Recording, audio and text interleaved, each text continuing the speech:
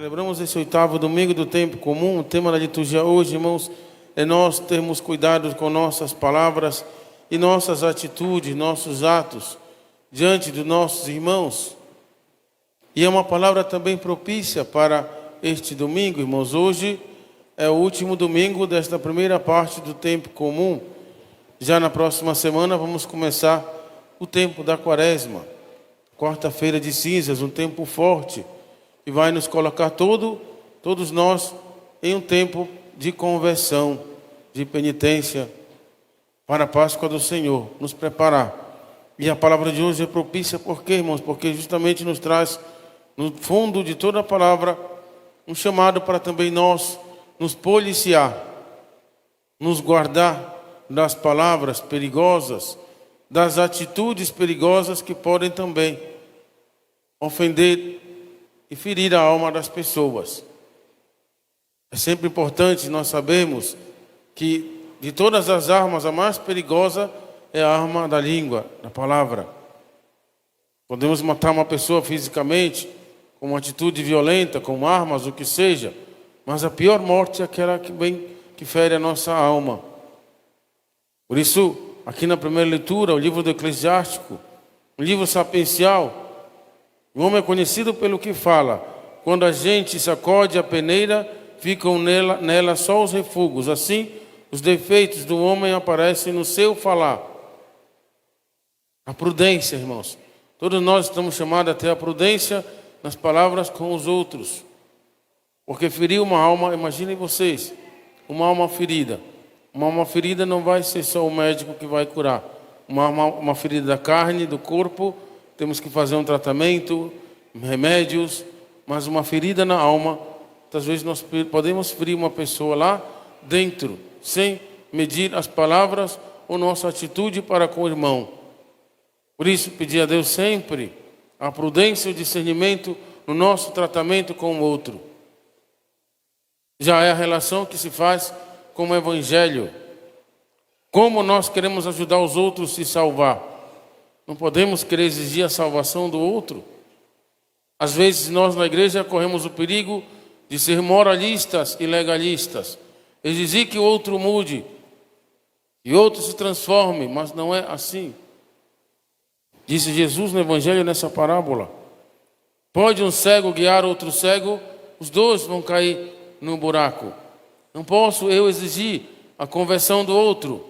Se eu não me converto, não posso eu querer ajudar o outro, querer ser uma luz para o outro, se eu tenho trevas em mim. Eu preciso. Então, primeiro, irmãos, aquela mesma dinâmica, quando vocês, alguns já viajaram de avião, acontece a mesma coisa. Quando estamos viajando de avião, vem aquela mulherzinha, a aeromoça, e se senta no meio, e para no meio do corredor do avião, antes do avião decolar, e diz: agora vamos informar. Se tiver algum problema lá em cima, turbulência, ou sempre vai cair as máscaras, coloque a primeira máscara em você, depois coloque no outro. Não coloque no outro primeiro. Se tem uma criança, primeiro em você, depois na criança, porque você pode morrer e o outro vai morrer também.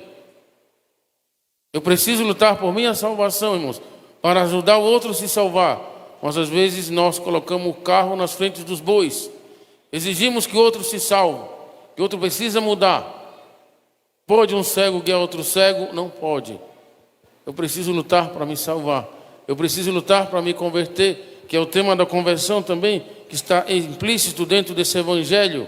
E esse é o problema dos fariseus. Por isso que Jesus está ensinando os seus discípulos um outro paralelo. Cuidado com a levadura ou o fermento dos fariseus. E qual é o fermento dos fariseus? Se chama a hipocrisia.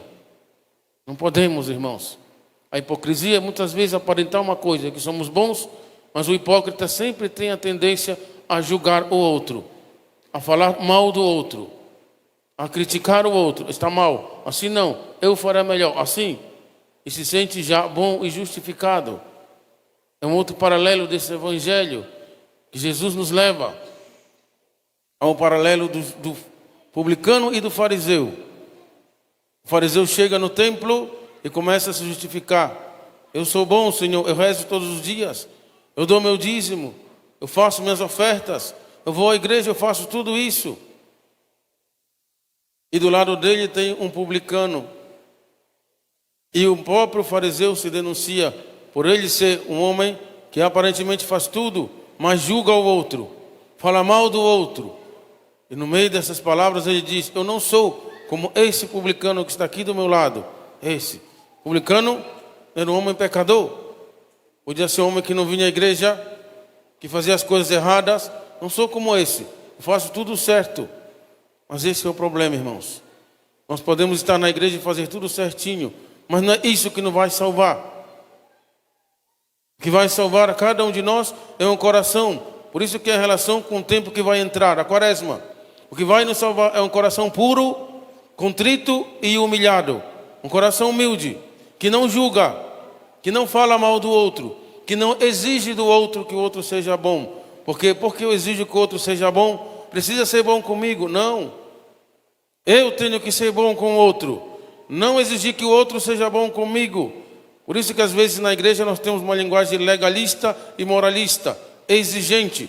Você precisa ser bom comigo, mas eu não consigo ser bom com você. Como um cego pode criar outro cego? Por isso que Jesus, nós irmãos, temos que conformar o nosso ser ao ser de Jesus. Por isso que Jesus diz: nenhum discípulo é maior que o mestre. O bom discípulo será igual ao mestre. Nós estamos chamados a ser igual a Jesus, um cristão. E o que é um cristão? É outro Cristo. E Cristo, como disse Jesus, não veio para julgar o mundo. Como ele disse no Evangelho de São João: eu não vim para julgar o mundo, eu vim para salvar o mundo. E assim é cada um de nós, irmãos, na nossa atitude com o nosso próximo, não julgar, não falar mal. É por isso que muitas vezes nós pecamos de forma venial, mas é pecado. Por isso que no ato penitencial da missa diz, como diz, temos pecados em atos, palavras e omissões. Pecamos por palavras, por atos, por omissões. Hoje o Senhor nos convida, irmãos, a ter essa atitude, um coração. Por isso que diz: o tesouro do coração do homem, o que tem no nosso coração. Às vezes nossa própria língua nos trai e sai por uma palavra. Às vezes até uma palavra que parece uma brincadeira, mas sai o que está no coração do homem. E às vezes não é bom. E o que sai pode ferir o outro e levar o outro a pecar também. Por isso o Senhor nos convida hoje, irmãos, a uma pureza do coração, uma pureza das nossas palavras, uma pureza das nossas atitudes para com o próximo. Ajudar o próximo a salvar, ajudar o próximo a viver como Cristo. E em relação com a segunda leitura, Jesus fala que esse nosso corpo corruptível será um corpo incorruptível. O que significa, irmãos? Incorruptível, que não vai experimentar a corrupção. E a corrupção vem do pecado. Pecado mais corrupção gera morte. Por isso o salário do pecado é a morte. E nós morremos por nossos pecados. Mas nós temos que pedir a Deus esse Espírito que nos faz ser como Jesus Cristo. Pouco a pouco ter esse corpo que ajuda o outro a se salvar. Às vezes não queremos. É por isso que também nós, no nosso serviço, na igreja, ou até em outro lugar, nós reclamamos dos outros. Como reclamamos? Porque eu venho e faço tudo e tem tantas pessoas que não me ajudam. E pecamos igual dos que não fazem. O que estamos fazendo e ao mesmo tempo estamos falando mal dos que não fazem. Fazer as coisas por amor, por caridade. Morrer pelo próximo.